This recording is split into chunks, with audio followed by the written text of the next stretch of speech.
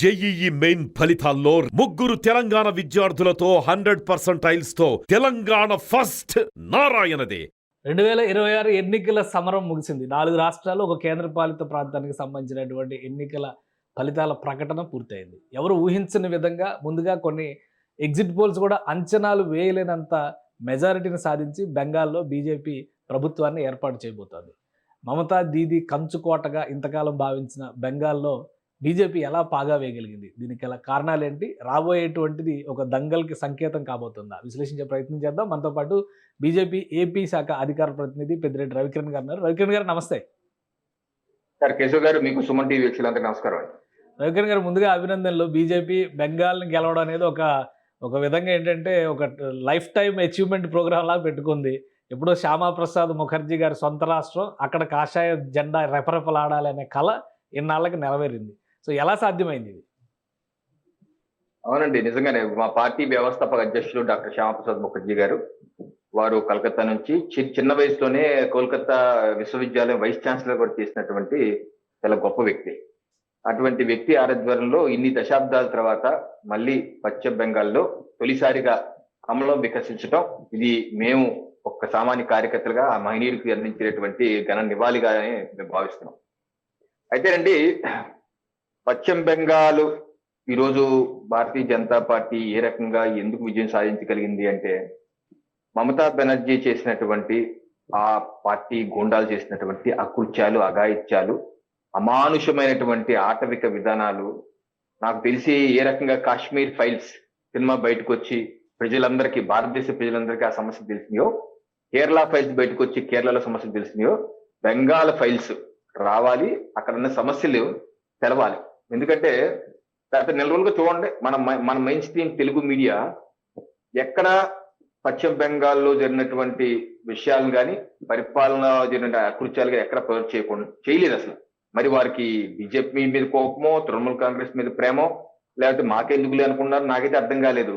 వాస్తవాలను ప్రజల ముందు పెట్టే ప్రయత్నం ఏ మెయిన్ స్ట్రీమ్ శాటిలైట్ ఛానల్ కానీ ఏ ఛానల్ కానీ చేయలేదు. పైపెచ్చు ఏదో చిన్న చితక పీడిఎఫ్ సంస్థలు, సర్వే సంస్థలు ఇచ్చే దాన్ని పట్టుకుని బాకాలు వదిలేరు. అంత బాకాలు ఊది మమతా బెనర్జీ ఎంత పైకెత్తినా ఆ రాష్ట్ర ప్రజలు, అణచివేతకు గురైనటువంటి ఆ రాష్ట్ర ప్రజలు ఒక ఉవ్వెత్తున లేచి మమతా బెనర్జీని తొక్కుబడేశారు.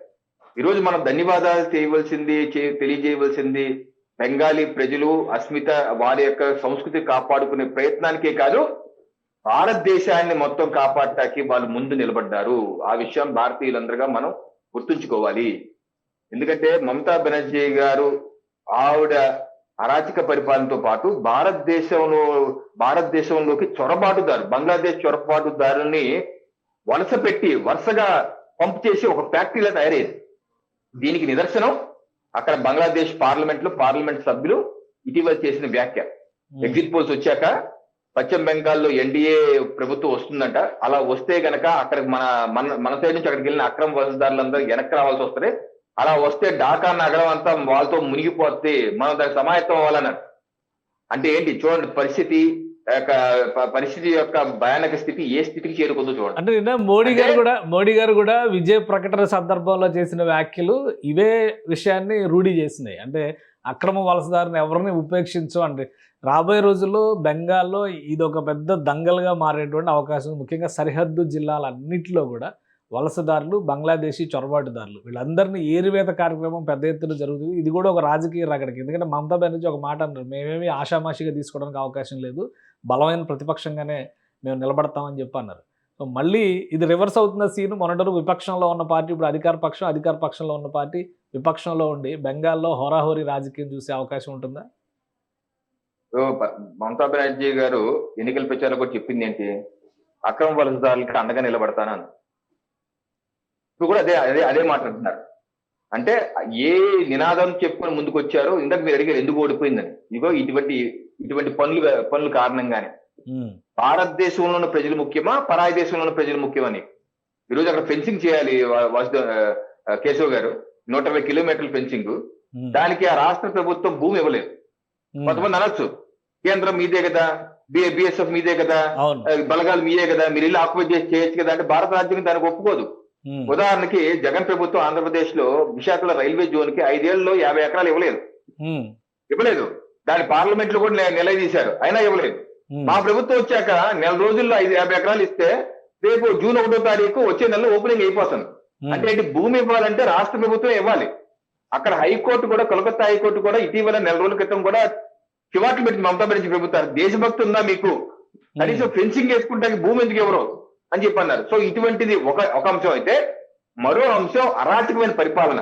ఇది ముస్లిం సంతుష్టి, బార్డర్ ఫెన్సింగ్ అనేది టాప్ ప్రయారిటీనా మీకు? అది కూడా ఒక ప్రయారిటీ, టాప్ ప్రయారిటీ 1, 2, 3, 4, 5 ఉన్నాయి. అది ఒక టాప్ ప్రయారిటీలో నెంబర్ ఒకటి. నెక్స్ట్ టాప్ ప్రయారిటీ ఏదైతే ఆవిడ చేసిందో, ఇది ముస్లిం సంతుష్టికి రాజకీయాలు ఏ స్థాయికి తీసుకెళ్లిపోయిందంటే, హిందువులు ఎవరన్నా ముస్లిం మీద ఏదైనా చేస్తే కంప్లైంట్ ఇవ్వడానికి పోలీస్ స్టేషన్ కూడా వెళ్ళలేని పరిస్థితి, వెళ్ళినా ఎఫ్ఐఆర్ నమోదు చేయలేని పరిస్థితి. ఆఖరికి హిందువులు వారి యొక్క దుర్గా పూజ గాని, శ్రీరామనవమి ఊరేగింపులు చేయాలన్నా సరే పర్మిషన్ తీసుకొని చేయాలి. ఆ దుర్గా పూజ పండల్స్ దగ్గర కేశవ్ గారు ఒక పోలీస్ అధికారులు వచ్చి నోటీస్ పెట్టేవాళ్ళు. ఆ నోటీస్ ఏముండదు తెలుసా, నమాజ్ చేసే వేళ ఇది, ఈ సమయం చేస్తారు, రోజుకి 5 సార్లు చేస్తారు, ఆ సమయంలో మీరు లౌడ్ స్పీకర్ పెట్టకూడదు, మీ దోపదేవ నైవేద్యాలు చేయకూడదు, ఎటువంటి ఇబ్బందులు చేయకూడదు అని చెప్పి నోటీస్ పెట్టారు.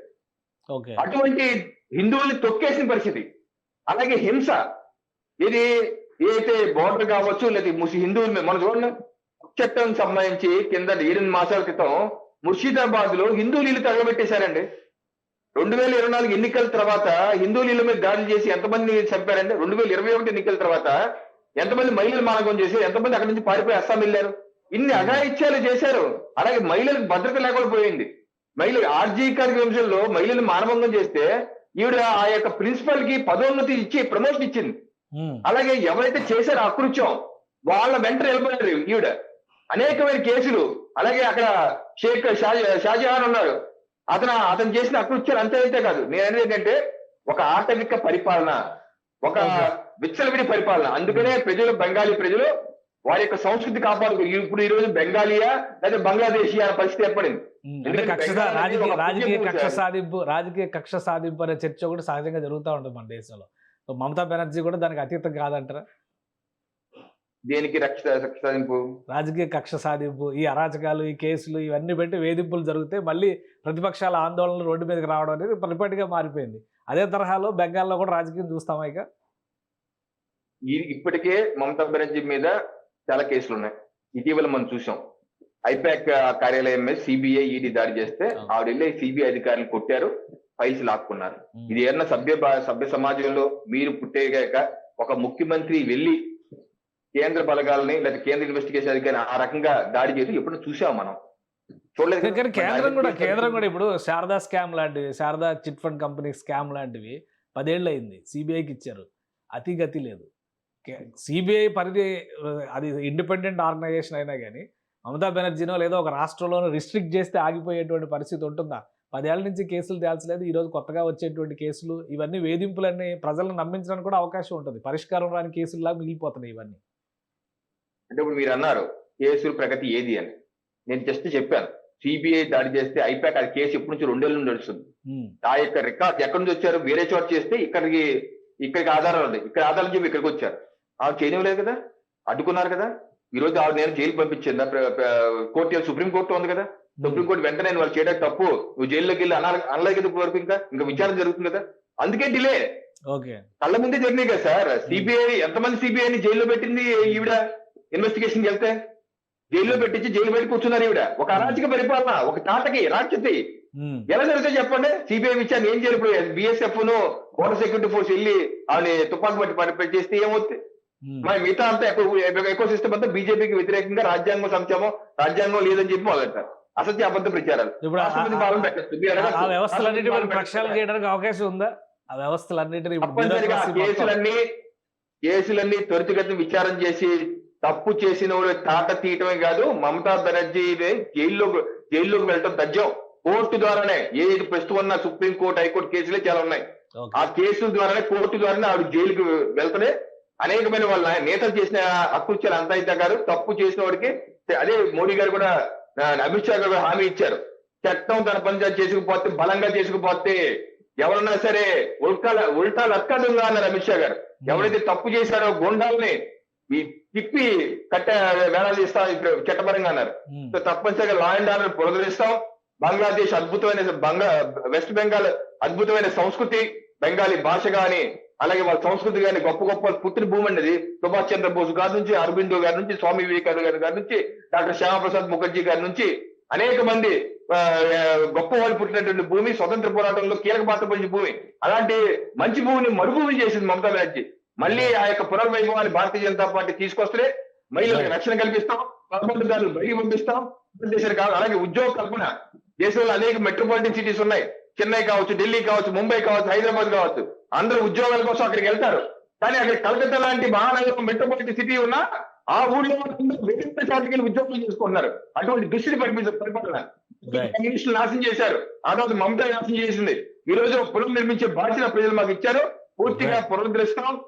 సరిగా 5 ఏళ్ల పాటు సుపరిపాలన అందిస్తామండి. రైట్. థ్యాంక్ యూ రవికిరణ్ గారు విశ్లేషణ అందించినందుకు. ఇది బెంగాల్ ప్రజలు అందించినటువంటి విజయం ఖచ్చితంగా బెంగాల్ పునర్వైభవానికి దారితీస్తుందని చెప్పని బీజేపీ ఆ దిశగా కృషి చేస్తుందని రవికిరణ్ గారు చెప్తున్నారు. ఇక బార్డర్ ఫెన్సింగ్ విషయంలో కూడా సీరియస్ యాక్షన్ ఉంటుంది. గతంలో చేసిన తప్పిదాలకి బాధ్యులైనటువంటి వాళ్ళు శిక్ష అనుభవించక తప్పదని బీజేపీ హెచ్చరిస్తుంది. ఇది స్పెషల్ డిస్కషన్. Keep watching.